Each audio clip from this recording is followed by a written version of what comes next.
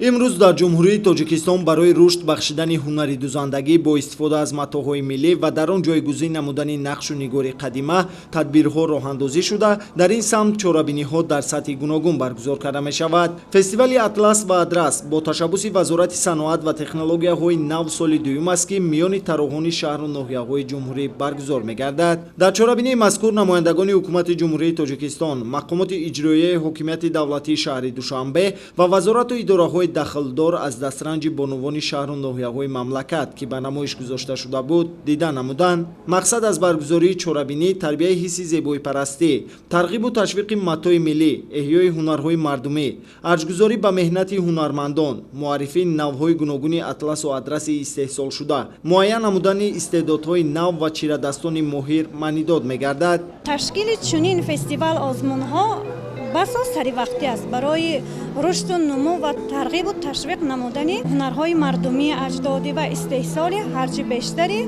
محصولات‌های وطنی. روح بلند کردن هنرمندان، دستگیری هنرمندان، اینچنین تجربه آموزی بین هنرمندان می باشد. برتریت فستیوال امسال در آن است که وزارت صنعت و تکنولوژی‌های نو همکاری ثمرناک را بین طراحان معروف وطنی که در مود بین المللی موفق گردیدند گسترده به راه مانده. استحصال کنندگان متاع اطلس و ادرس جهت آماده کردن کلکسی‌های دیزاینری، سر و لباس، لوازمات نساجی برای خانه به نمایش گذاشتند. راه اندازی نمودن این گونه تدبیرها نیز از چاره‌بینی‌های می باشد که در زمینه آن نورسان و جوانان از رسم و آیین قدیمی خویش آگاه می‌شوند و همچنین چندین هنری زنانه که به گوشه فراموشی رفته است از نو احیا می‌گردد. در فرجام غالیبان فستیوال اطلس و ادرس با دیپلم، افتخارنامه و سپاسنامه وزارت صنعت و تکنولوژی‌های نو جمهوری تاجیکستان سرفراز گردیدند. منوچهر سلیمان، فردوسی بابا نظر، فیروزی موسی، اخبار.